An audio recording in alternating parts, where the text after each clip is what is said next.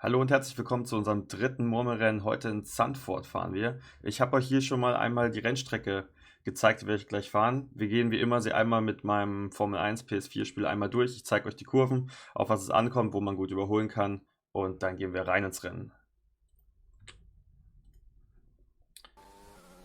So, wie immer, ich zeige euch hier unten mit der Maus einmal, wo wir sind. Hier geht es in einer langgezogenen Rechtskurve auf Start und Ziel.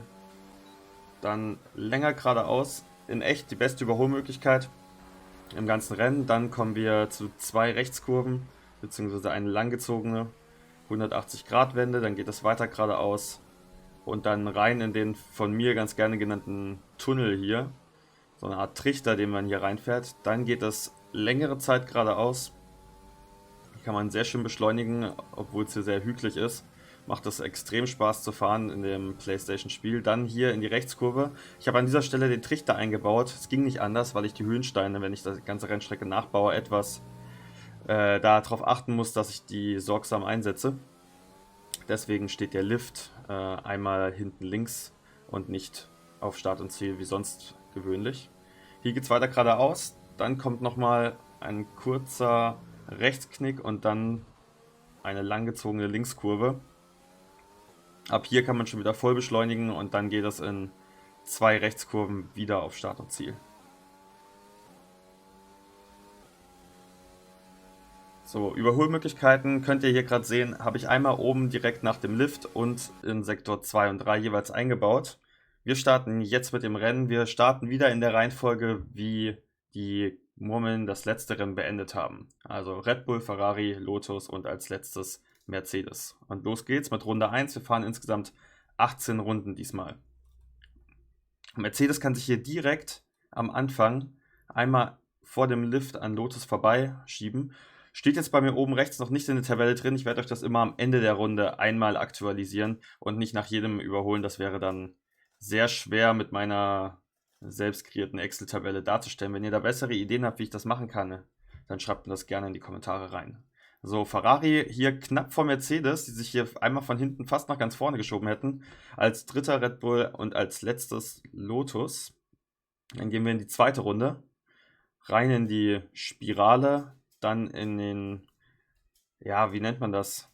So eine Art Trichter, in die ja reinfallen, bei der man manchmal auch gut überholen kann.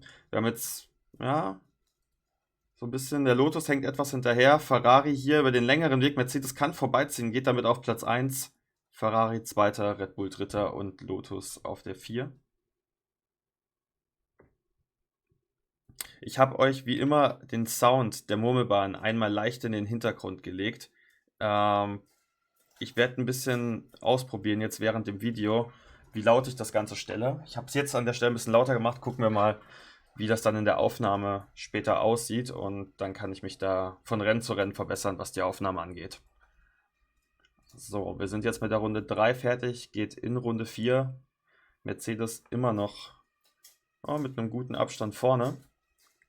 Es kommt natürlich auch darauf an, wie man nach der Spirale dort in den Trichter reinfällt, um da möglichst keine Zeit zu verlieren. Das ist wirklich sehr unterschiedlich von Runde zu Runde. Und hier im letzten Sektor kann man natürlich extrem schnell durchkommen, wenn die Weiche richtig gestellt ist. Ferrari kann das hier ausnutzen, geht jetzt wieder auf Platz 1. So, dann gehen wir in Runde 5. Oh, die kommen alle relativ gleich gut durch. Man kann anhand dieses Lifts so Spiralen sehen. Wenn die Murmeln ungefähr ein, manchmal auch zwei Raster dahinter sind, haben sie eine Chance, nach der Spirale zu überholen. Ansonsten wird es schwierig. Da muss man sich durch die verschiedenen Weichen, die ich in die Rennstrecke eingebaut habe, dann dort durchkämpfen und hoffen, dass es etwas leichter wird. So, wir gehen in Runde 6. Mercedes ist jetzt ganz knapp hinter Ferrari. Schauen wir mal, ob sie bei der nächsten Weiche überholen können. Hier nicht, aber Mercedes ist so nah hinten dran, dass sie es jetzt in Sektor 3 schaffen könnten, ja, sehr locker vorbeizukommen. Red Bull ist jetzt auch relativ nah am Ferrari mittlerweile wieder dran. Und Lotus kann auch aufschließen, sind sogar direkt hintereinander. Jetzt achten wir bei der Spirale mal drauf, wie nah der Lotus jetzt am Red Bull dran ist. Doch, schon wieder ein ganzes Stückchen weg, hat er länger gebraucht.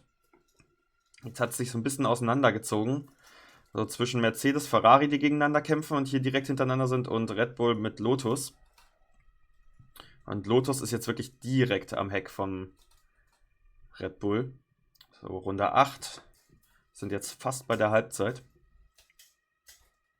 Und Ferrari ist hier nicht so weit weg von Mercedes. Je nachdem, wie sie jetzt hier durch die Weichen durchkommen, könnte es reichen, am Ende der Runde den Mercedes einzuholen.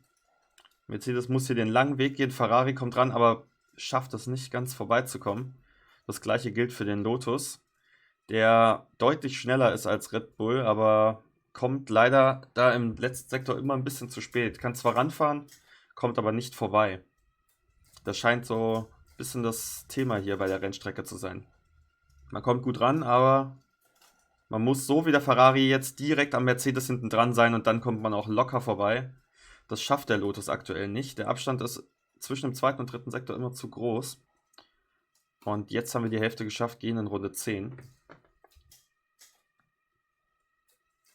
Ja, Ferrari hat jetzt einen sehr guten Vorsprung. Das kann dann sogar reichen, um mal ein paar Runden da vorne Luft zu atmen. Wird dort auf jeden Fall Erster bleiben. Red Bull jetzt wieder schön nah am Mercedes dran.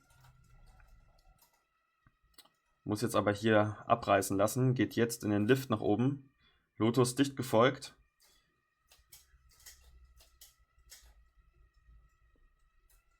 Und dann schauen wir mal. Ich werde jetzt nochmal die Rennstrecke ein bisschen leiser machen. Das ist natürlich ein bisschen schwierig für mich. Der Lift an sich ist in der Aufnahme relativ laut. Aber es ist natürlich auch schön, wenn man die Murmeln hören kann, wie sie da durch die Rennstrecke durchheizen. Aber da muss ich so ein Mittelmaß finden, dass meine Stimme da im Vordergrund liegt und man die Murmeln aber im Hintergrund leicht hören kann, ohne dass das Geräusch von dem Lift nervig wird. Gerade bei 18 Runden, da reden wir bestimmt von 6-7 Minuten, dass das Rennen dauern wird.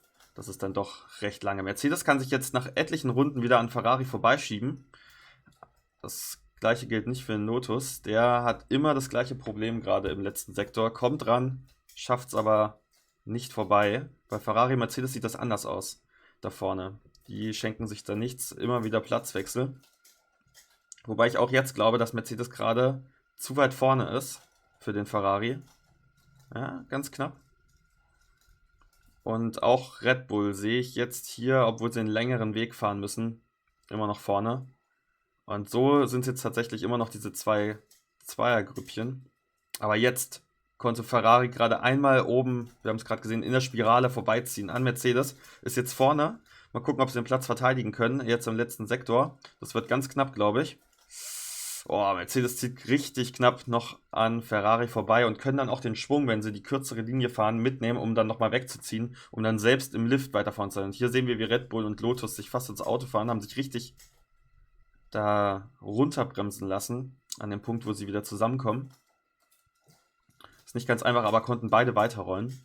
Lotus jetzt sehr nah am Red Bull dran. Und auch Ferrari kann an Mercedes vorbeiziehen. Jetzt bin ich gespannt, ob der Lotus da eine Chance hat, am Red Bull ranzukommen. Nein, tut er nicht. Ist jetzt wieder, wie auch die letzten gefühlten 5-6 Runden, direkt am Lotus dran. Mercedes relativ knapp hinter Ferrari. Das ist so der Abstand, bei dem ich mir nicht ganz sicher bin, ob er es schaffen kann. Müssen wir kurz abwarten, aber Lotus ist richtig nah am Red Bull dran. So nah waren sie, glaube ich, im dritten Sektor noch nie. Jetzt hat Lotus tatsächlich die Chance, mal vorbeizuziehen. Das wird richtig knapp und sie schaffen es, nach etlichen Runden endlich mal vorbeizukommen. Mal gucken, ob sie sich jetzt absetzen können. Das hat jetzt wirklich richtig lange gedauert, aber es sind nur noch 2 Runden zu fahren. Also es ist richtig spannend. Ferrari hier vor Mercedes und das bleibt auch in der vorletzten Runde so. Lotus bleibt vor Red Bull und wir gehen in die letzte Runde jetzt rein. Ja, Ferrari hat hier ja nicht den größten Vorsprung. Das wird eine knappe Geschichte. Mercedes hier relativ knapp dran. Red Bull ist wieder am Lotus vorbei oben gegangen. Nach der ganzen harten Arbeit. Und Ferrari bleibt Erster und gewinnt damit das Rennen. Mercedes wird Zweiter. Red Bull bleibt auf dem Dritten und Lotus wird Vierter. Das war wirklich richtig knapp. So, dann blende ich euch einmal das aktuelle Board ein. Wie gesagt, der erste bekommt 5 Punkte dazu. Das ist Ferrari. Ich habe jetzt leider hier einmal die Reihenfolge falsch. Gib mir eine Sekunde. Dann haben wir Ferrari hier auf der 1 oben, Mercedes auf der 2, Red Bull 3 und das bleibt gleich. Ja, das lassen wir wohl lieber. Ich mache das Ganze einmal rückgängig und beim nächsten Mal zeige ich euch das dann auch in der richtigen Reihenfolge an. Also Ferrari ist jetzt erster, Mercedes zweiter, Red Bull ist dritter und Lotus fünfter, beziehungsweise vierter. Sage ich fünfter, weil in der Excel-Tabelle die 5. Zeile steht. So, die nächste Rennstrecke wird China werden. Ich habe sie hier hinter uns schon aufgebaut. Mit einer kleinen Änderung. Und zwar wird am Anfang eben nicht einmal diese Kurve kommen, wo die Kugeln sich einpendeln, sondern es kommt ein Trichter, in den sie reinfallen und dann durch den Trichter durch müssen. Da hoffe ich mir eine Menge Zweikämpfe. Und dann bin ich sehr gespannt. Dann sehen wir uns bei der Rennstrecke von China. Ich sage danke fürs Zusehen. Lasst gerne ein Like da und wir sehen uns. Macht's gut. Danke. Ciao.